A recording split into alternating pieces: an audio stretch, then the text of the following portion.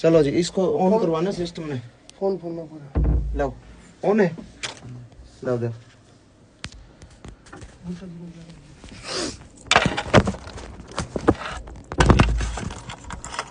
ओम शांति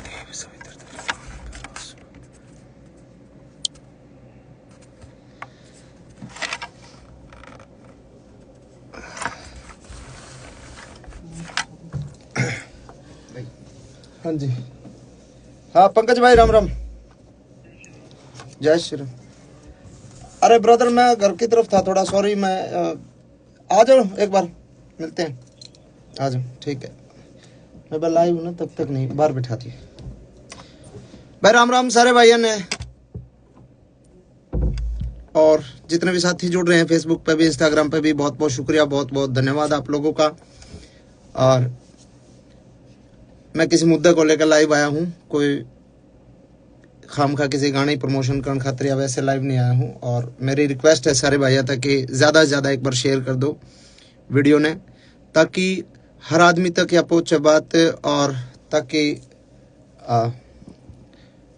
प्रशासन के भी जो हमारे अधिकारी हैं, बड़े हमारे जो कुछ एक नेता हैं बड़े, जिन लोगों को हो सकता है इस बात की जानकारी ना हो, तो कहीं ना कहीं किसी तरीके से बात पहुंच जाए कि भाई मामला क्या। मामला ये है दोस्तों, ज़्यादा लेट ना करके मैं आप लोगों से शुरुआत करता हूं बात करने की।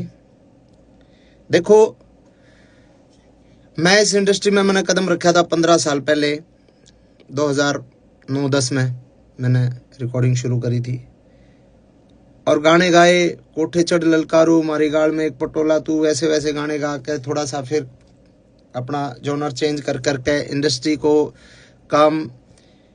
में काम करा, और समय के अनुसार चीज़ें बदली, टेस्ट चेंज करने की कोशिश करी, रागनी करने की कोशिश करी दादा लक्ष्मी चंद की, कुछ एक और बहुत सारे आर्टिस्टों ने बहुत सारा कमाल काम करा इस दौरान। और इस दौरान अपने इंडस्ट्री एक तरीके से एक बूम पर आ गई कि भाई आज के दिन हरियाणवी जो म्यूजिक इंडस्ट्री है उसका अपना एक वजूद जो है पूरे भारत में है, कि मतलब ये माना जाओ कि पूरे भारत में जल्दी ग्रोथ करने वाली इंडस्ट्री जो म्यूजिक इंडस्ट्री है वो हरियाणवी म्यूजिक इंडस्ट्री है। और इस म्यूजिक इंडस्ट्री पर फिलहाल जो है एक संकट आया। संकट के है कि भाई उस म्यूजिक इंडस्ट्री के कुछ एक जो गाने हैं वो डिलीट करने लग रहे हैं, डिलीट करे गए, डिलीट क्या, बैन किया गया उनको, डिलीट नहीं कह सकता मैं इनको, डिलीट नहीं हुए, क्योंकि वो इंडिया में बैन कर दिया गया कि भारत सरकार जो है आपराधिक श्रेणी में उनको रख दिया, किसी भी तरीके से गन कल्चर को उसको बढ़ावा देने की बात करके या किसी भी प्रकार की बात करके उसको बैन करवा दिया गया इंडिया में। और चलो कोई बात नहीं, बैन करवा दिया, मैं मानता हूँ गन कल्चर अच्छी बात नहीं है और समाज के लिए ये ठीक नहीं है। लेकिन पहली बात है, वो जो पहला पॉइंट है वो ये पॉइंट है कि बैन करवा दिया, कोई दिक्कत नहीं है। अगर सरकार कुछ ऐसा चाह रही है कि ऐसे गाने नहीं बनने चाहिए तो मैं सरकार के साथ हूँ।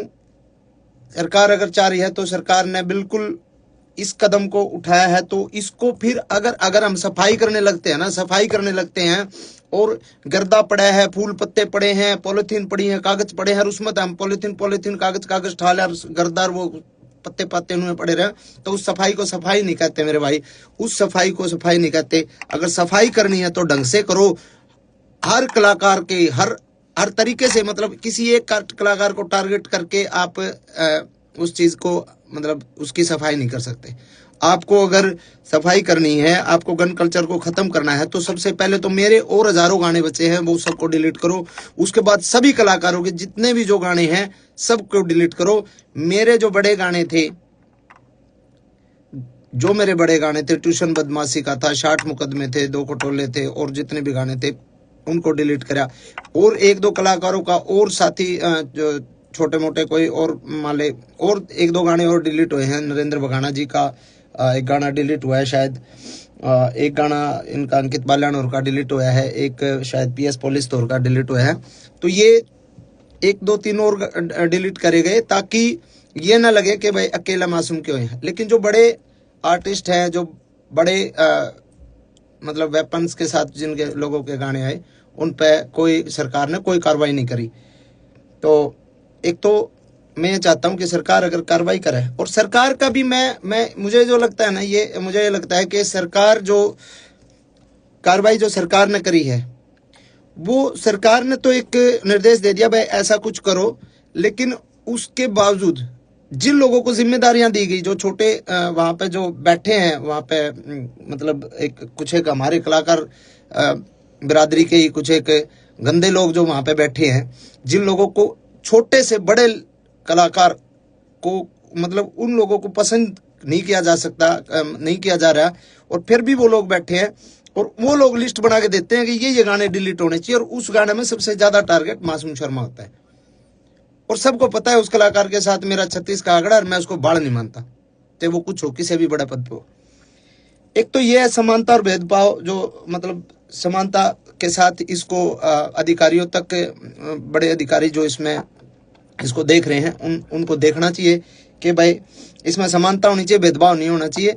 और अगर करना है तो सबके साथ करो, नहीं तो फिर आप किसी एक आदमी के साथ आप ऐसा अन्याय करोगे तो गलत बात है। पहला पॉइंट तो ये है जी।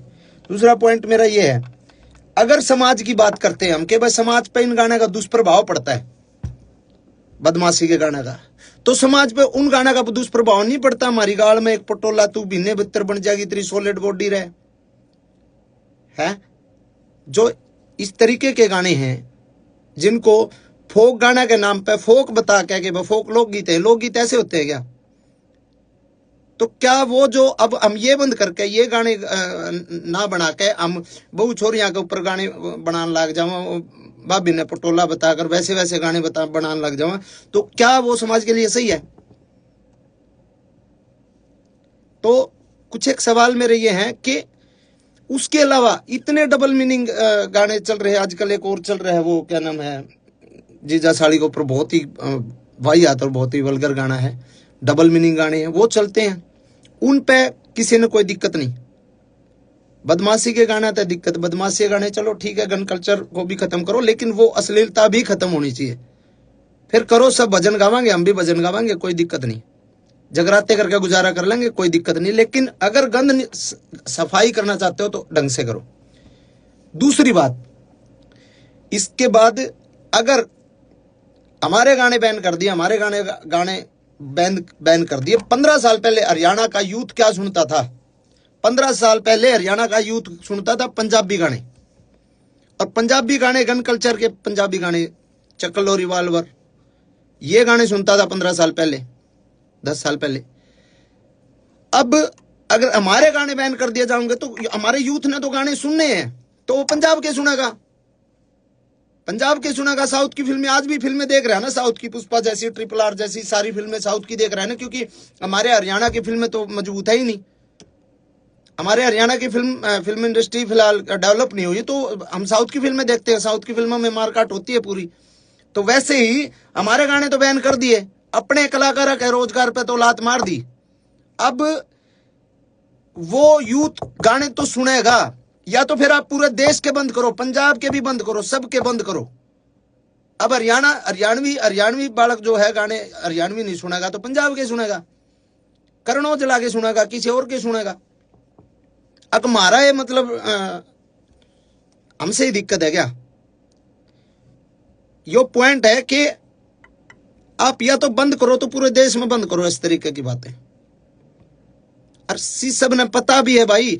10 साल पहले जब तक हमारी इंडस्ट्री डेवलप नहीं हुई थी, हमारी इंडस्ट्री ने एक मुकाम नहीं हासिल किया था, जब तक हमारा यूथ पंजाबी गाने ही सुनता था।